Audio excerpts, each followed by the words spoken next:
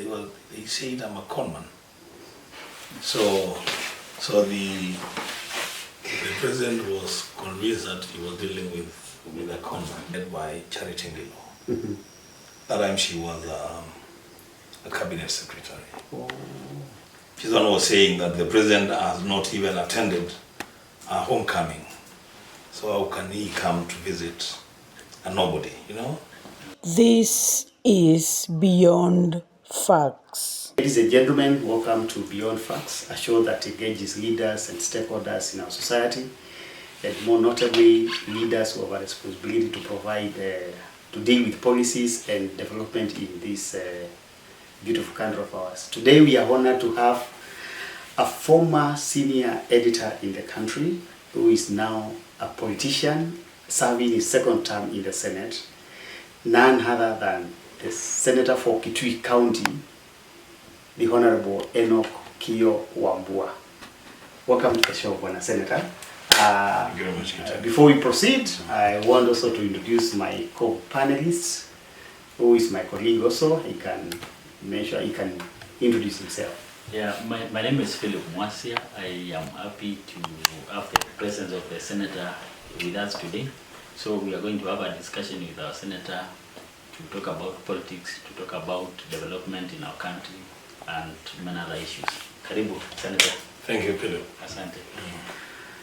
So, Bwana Senator, thank you for hosting us. And now, where do we start? A former journalist. How did you get yourself to this place? I mean, very few of us are away from joining politics.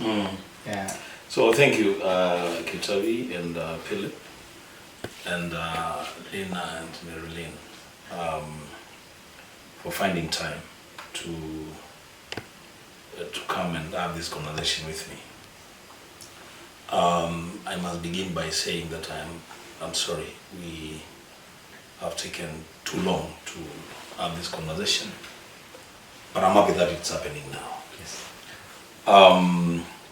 To your question, I do not consider myself a former journalist. I consider myself a journalist of good and long standing. Journalism is what I have done since I left school, college in the year 2000. I did that until 2016 December, when I resigned to join elected politics. I am yet to reconcile with that title of a politician. I'd rather we deal with Enoch as a political leader, not as a politician. The connotation for politician may not be very political. Okay. But having said that, I am happy where I am, and I am happy doing what I am doing. Journalism, I must say, prepared me for this in a very special way, that it gave me the exposure that any leader would aspire to get before they get into elected politics. It gave me an opportunity to interact with the high and the mighty. It gave me the opportunity to interact and deal with people at the bottom of the pyramid, and that's the work of a political leader, to interact across all the spectrums of economic status for the different people that we deal with. So yes, journalism prepared me for this, and I've seen quite a number of my colleagues in the profession in journalism who are also doing well in political leadership. So I am not alone, which tells you that you guys can also try this. Yeah. You know, it's not rocket science. We have several MPs who are For quite a number of my colleagues are now in the deputy governor of Kakamega, Sabula, the member of parliament for Wajir? I remember the member of parliament for Kibra. Yeah. Yes. This guy, Jalango. Jalango was in media. My colleague in the Senate, Karugo Adangwa, was in media. My friend also in the Senate, Leda Molekina from Narok, was also in media. Yeah, so we have the likes of Naisula. Yeah. Chicho Pefu. And the guy who used to work for Al Jazeera in yes, Wajir yes, MP, yes. Mohamed Ado, yes. Okay. Yeah. So Senator, maybe one would want to know, since you worked in the media for quite some time, holding some senior positions in the newsroom, what lessons do you borrow from the newsroom to the politics? Do you think there are any lessons you carry from the newsroom? Yes, quite a number of lessons. To begin with, as I said, in the newsroom, you have opportunities that a lot of other people don't have. You have opportunities to access sources and interact with people that ordinary Kenyans would not have an opportunity to interact with. In my interactions with these people, I learned lessons, some very bitter lessons, some very good lessons. The worst lesson for me was in the year 2013, or the 2014, after, I think it was 2013, after the elections. And so I got an opportunity to interact with President Uhuru Kenyatta through his media guy, SCPSO, Manoa. And they agreed to come here and help us do a school. And there's a school near my home here, Children Mixed Day Secondary School. So the president agreed to come and help us build a science complex, buy us a school bus, and help us with water issues in the school. And I was excited, I was very excited. So politicians, now those are politicians, political leaders, politicians got to know about it. And they fought me so viciously. I remember some of them who are alive today and thinking that they can be anything beyond what they have been, saying that they cannot allow the president to be ousted by a mere journalist, and that they had been in government, and they were in government at that time, and the president had not even attended their homecoming. And I was left wondering, what did I miss? Was I supposed to organize their homecoming, for the president to come, or what role was I supposed to play? So they cut long story short, they played their monkey business. The president cancelled the visit. And on the day that he cancelled the visit, that's the day, that story. Yes, we did. Yeah. That's when I decided then, going forward, if 2017 I will be alive, in good health, I will run for office, not to do anything else, but to be able to assist anyone from our region, from our county, who would want to bring development to our people, to assist them to do it, and not ask questions as to whether they are elected leaders or they are not, because all of us have a role to play to develop our county. Yeah, so they are both good lessons that I learned, and very, very bitter lessons that I also learned in media. Did the president, quickly, did the president call you to say that, to give you just an explanation of why he was cancelled? No, you know that what happened is that once we had finalized the arrangements for him to come, so innocently, myself, my wife and our son, I drove them to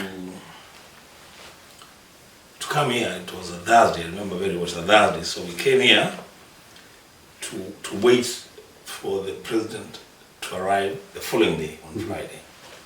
So we go to the school, the venue, and on arrival, we find the entire Eastern region of police command was there. You know, the protocol people from our status were there.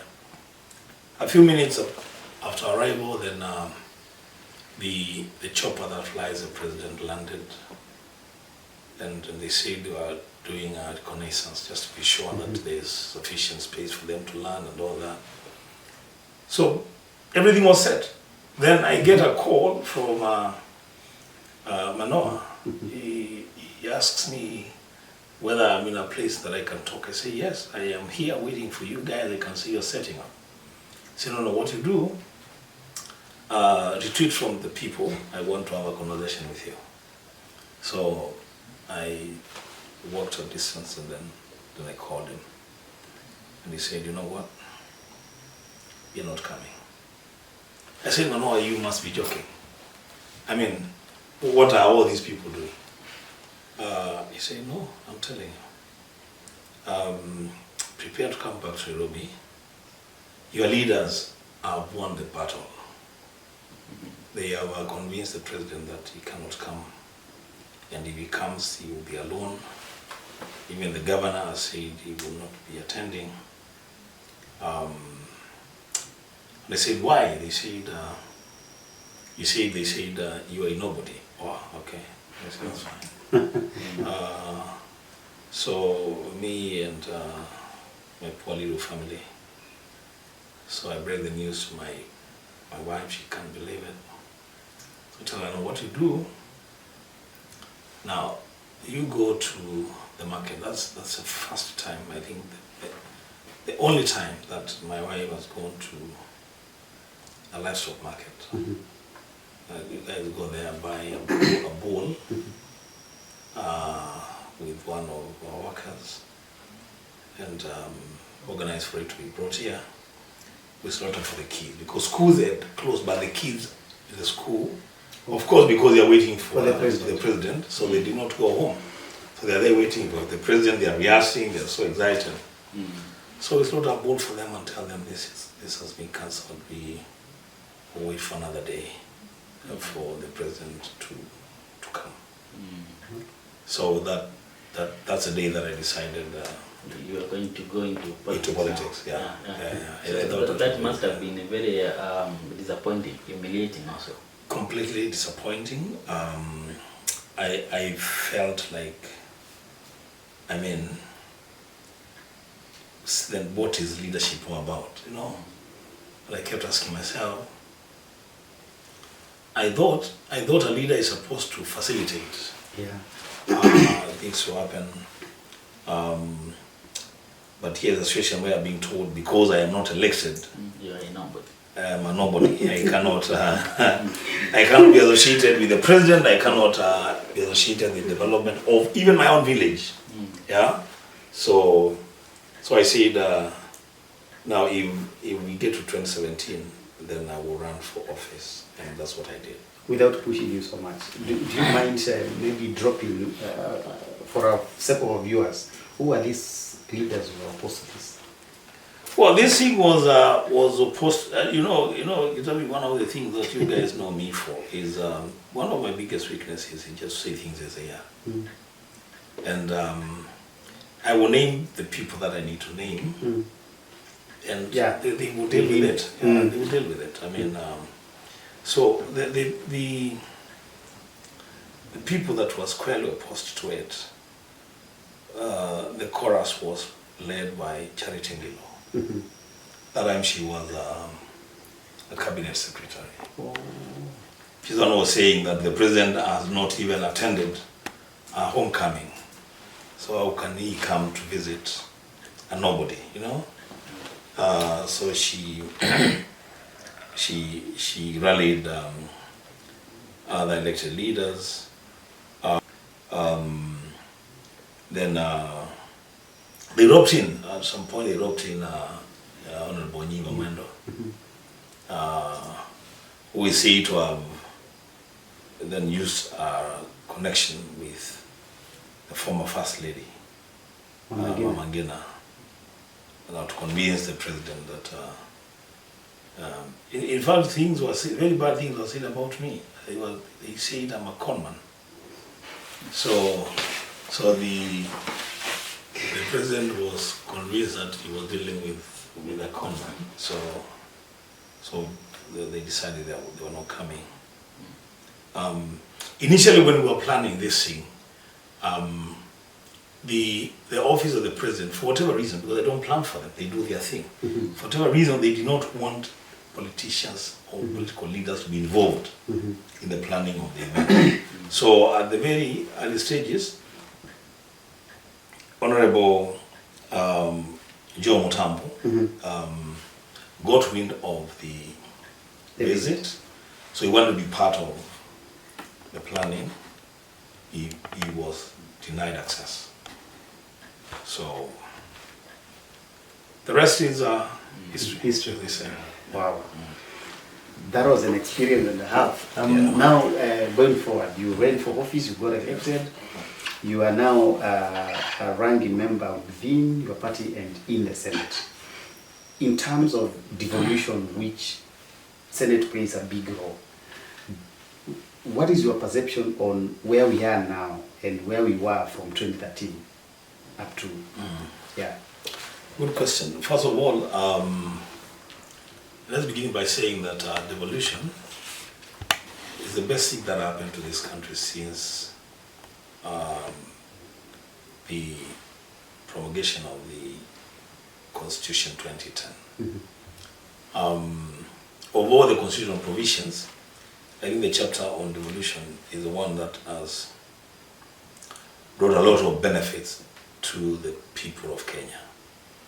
And if you want to know that devolution has really done well, try to reduce the number of counties. Then you'll have a big problem with Kenya. So devolution has done generally well. I am a very strong supporter and defender of devolution as a system of government. While I was in media, it will be remembered, and you guys can go back and check. Philip works in the Standard Media today. You can go and check. During my reign as a managing editor for the Standard Media Group, I introduced a section in the weekend editions of our newspapers called Devolution at Work. And it's a pull-out that we were focusing on the positive stories of the successes of devolution. Why did I do that? I did that because I realized that over the years, we were developing a very bad trend, that devolution stories were taking the back burner. And you would report speeches by political leaders in a devolution event, and then at the last paragraph, then you say, he said this while attending the opening of a conference on devolution or something. So devolution was taking a back burner. And I said, no. We must flip the coin and push devolution to the headlines. And then the meanwhile will be what the politicians said when they attended the devolution functions. So devolution for me is key. I have been very, very vocal on matters of devolution.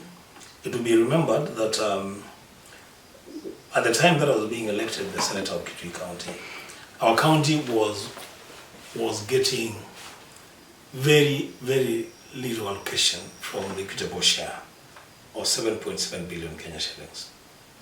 Now, one of the things that I realized is that for you to be able to push forward the agenda of additional allocations to your county, then certain things must happen. One, you must be a friend to all the senators. You must befriend them. Because at the end of the day, it is the formula that they pass that will determine how much money each county gets. So you must befriend them.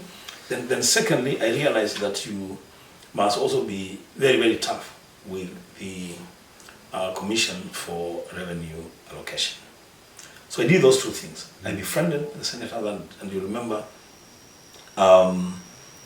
the second Senate Mashinani in Kenya was held in Kitui. It did not happen just by chance. You know, it's work. It's a lot of work. It's a lot of lobbying. Product of lobbying. Yeah, it's a lot of lobbying and talking to colleagues and just reaching out to the right people and making sure that you are slotted and then once you are slotted, then to make sure that you are picked among the counties that are slotted for that Mashinani. So we have done well on that front. It will also be remembered that between that time and now, we have pushed our equitable share through serious lobbying, Getabi and Philip and my colleagues, through serious lobbying. Now we are almost at 13 billion Kenya shillings per year, up from 7.7 billion. There are some counties that still are struggling with 7 billion, 6 billion, 5 billion. In fact, and this I will beat my drums because nobody is doing it. In this last formula, there was a formula that was brought by CRA. There was a formula that was proposed by the Committee on Finance and Budget, and there was a conflict in it, and I single-handedly pushed an amendment to harmonize the two formulas and came up with a formula that I lobbied my colleagues in the Senate. All the counties, 33, 35 of them, I convinced them to donate some little money to 12 counties in the country to push their equitable share to above 6 billion Kenya shillings. That at least every county in this country now gets 6 billion Kenya shillings. When I brought the amendment and explained to my colleagues the basis and the reasoning behind it, when I pushed the amendment, all the senators said the speaker put the question. They did not want a debate. It was a beautiful thing. I mean, asking my colleagues to just be magnanimous and allow their counties to get more, to get less, so that other counties can get more.